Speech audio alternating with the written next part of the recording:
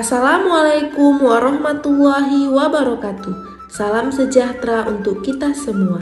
Halo teman-teman, kembali lagi dengan saya Lolawita Harahap, peserta Laksar CPNS tahun 2022, Angkatan 22, kelompok 1 dengan nomor absen 3. Dalam video kali ini saya akan membahas kearifan lokal dan saya mengangkat tentang prosesi pernikahan dalam adat Mandailing.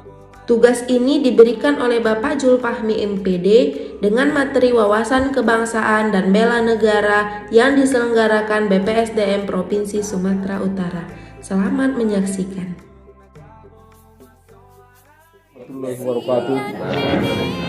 Alhamdulillah. Alhamdulillah. Ada beberapa tahap dalam proses pernikahan adat Mandailing. Yang pertama yaitu mengapai boru, di mana artinya masa pendekatan. Jika boru nanioli atau calon mempelai wanita memberi respon positif kepada bayo panguli atau calon mempelai pria, akan dilanjutkan dengan prosesi mangai ririt boru. Pada tahap kedua yaitu mangai ririt boru, di mana tahapan orang tua mempelai pria akan mencari tahu seluk-beluk sang wanita idaman anaknya tersebut. Hal ini dilakukan agar tidak salah pilih dalam memilih pasangan.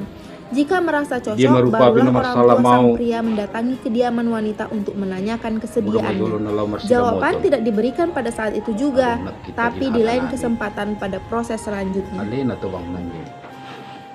Tahap yang ketiga yaitu pada mushata. Sekali lagi keluarga pria menyambangi rumah kediaman wanita untuk mendapatkan jawaban. Dalam ritual ini pula lah akan dibahas kapan waktu yang tepat untuk melamar, serta syarat apa saja yang harus disanggupi oleh pihak keluarga pria. Tahap yang keempat yaitu patobang hata. Inti dari seremoni ini adalah untuk memperkuat perjanjian antara dua belah pihak, keluarga mempelai wanita dan keluarga mempelai pria. Selain itu akan dibicarakan pula berapa sere yang akan diantar pada prosesi selanjutnya, yaitu manula sere. Pada tahap yang kelima yaitu manula sere. Sesuai kesepakatan, pihak keluarga pria datang bersama kerabat yang berjumlah 10-15 orang untuk mengantarkan sere atau hantaran. Barang hantaran yang diberikan diantaranya silua, oleh-oleh, dan batang boban berupa barang berharga. Tahap selanjutnya yaitu mengalehen mangan pamunan. Seorang gadis yang akan dinikahi akan ikut bersama suami meninggalkan rumah orang tuanya. Maka sebelum melepas kepergian anak perempuannya itu diadakan makan bersama atau mangan pamunan. Selanjutnya horja hurun boru. Seusai dilaksanakannya pesta adat yang diselenggarakan di kediaman bayo panguli, sebelum pergi meninggalkan kedua orang tuanya, boru nanioli akan menggendong ayam sebagai ungkapan perpisahan. Makna menggendong ayam adalah sebagai gambar rezeki yang terus bertambah terus. Ayam tersebut tidak boleh dipotong hingga bertelur dan beranak. Selanjutnya, marpokat horun boru.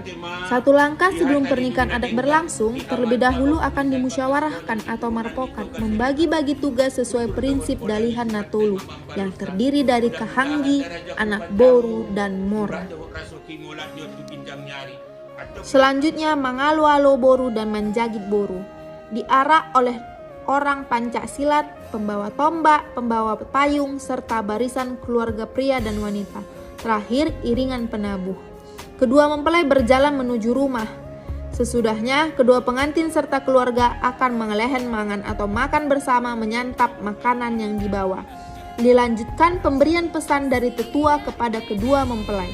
Selesai memberi petuah, secara bersama-sama rombongan akan menuju ke rumah suhud atau tempat pesta.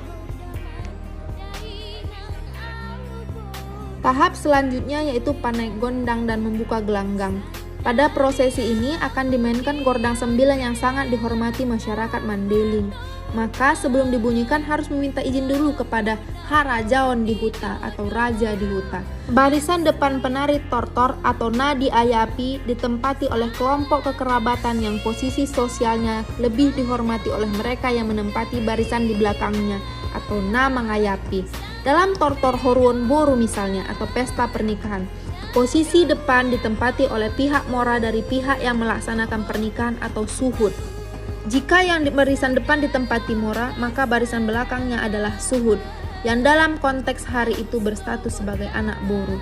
Kalau yang di depan suhud atau anak boru dari keluarga pengantin wanita, maka bagian belakang ditempati oleh anak boru dari suhud atau anak boru dari mora. Di sini saya akan menarikan tari tortor. Selamat menyaksikan.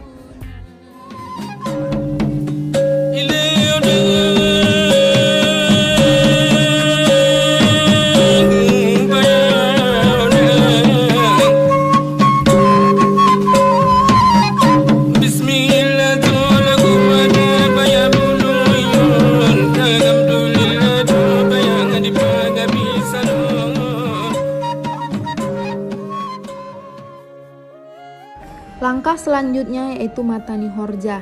Matani Horja menjadi puncak acara yang diadakan di rumah suhud atau pihak laki-laki. Pada saat ini juga kembali menortor untuk masyarakat umum.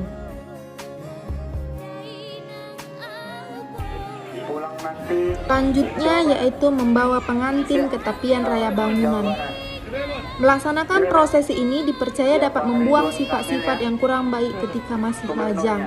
Dengan jeruk purut yang dicampur air, kedua mempelai akan dipercikkan air tersebut menggunakan daun silinjuang atau seikat daun-daunan berwarna hijau.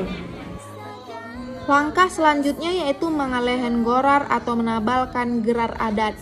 Maksud dari upacara ini adalah untuk menabalkan gelar adat kepada bayo pangol atau pengantin laki-laki. Sebelum diputuskan gelar apa yang cocok, harus dirundingkan terlebih dahulu. Gelar adat diperoleh mengikuti dari kakeknya dan bukan mengambil gelar dari orang tuanya. Misalnya, di keluarga saya, opung saya bergelar baginda, ayah saya bergelar sultan, maka abang saya laki-laki kembali bergelar baginda. Setelah menapalkan gelar adat, acara selanjutnya yaitu mangupah. Inti dari prosesi ini dengan menyampaikan pesan-pesan adat kepada kedua mempelai, Bayu Pangoli dan Boru Naniuli. Mangupah merupakan wujud kegembiraan telah usai seluruh rangkaian upacara adat, dan kedua mempelai pun telah sah menjadi pasangan suami istri. Dalam adat Mandailing ada beberapa makanan yang disajikan pada saat mengupah, yang disajikan dalam tampah atau anduri berbentuk segi empat, artinya untuk menampah atau memisah yang baik dan yang buruk dalam kehidupan keluarga. Dan di atas anduri ada dilapisi 3 lembar ujung daun pisang, yang artinya 3 lembar itu melambangkan dalihan Natolu yang terdiri dari kahanggi, anak boru dan mora dengan 7 lauk pauk. Masing-masing lauk pauk ini tidak sekedar ditaruh, tapi juga punya makna khusus. Yang pertama yaitu nasi putih, artinya bersih niat dan kehendak untuk memulai hidup baru. Yang kedua kepala korbo atau kepala kerbau, melambangkan sebagai adat yang paling besar. Semua keluarga suhud diberi gorar adat ketika kepala korbo dipotong. Yang ketiga yaitu ayam kampung utuh. Ayam kampung utuh diberi bumbu rendang dan diletakkan di tengah nasi. Artinya ayam selalu berkokok di pagi hari, membangunkan orang untuk menjalankan sholat subuh dan mencari rezeki. Udang selalu berjalan mundur 2 kali dan maju sekali saat berenang. Artinya sebelum bertindak sebaiknya berpikir 2 kali dan berpikir masak-masak. Yang kelima yaitu ikan air tawar, biasanya memakai ikan mas. Ikan ini hanya bisa dihidup di air bersih atau bening, menunjukkan kejernihan dan kebeningan hati. Jumlah ikan mas yang disajikan dalam upacara adat berbeda-beda. Untuk pasangan yang baru menikah, orang tua hanya menyediakan 1 ekor ikan. Jumlah tersebut melambangkan harapan dari kedua orang tua untuk anak mereka yang telah mengikat diri dalam jalinan pernikahan dan menjadi satu dengan pasangannya. Selain itu, ikan melambangkan harapan dan berkat dari orang tua untuk melepas anak mereka. Ikan mas yang disajikan ialah ikan mas betina yang bertelur. Itu merupakan simbol agar pasangan segera memiliki keturunan. Itulah kearifan lokal adat Mandailing, mulai dari proses pernikahan, seni kebudayaan, serta makanan khas. Sebagai manusia yang hidup di zaman modern, hendaklah kita tidak lupa untuk terus menjaga warisan leluhur agar tidak terkikis perkembangan zaman.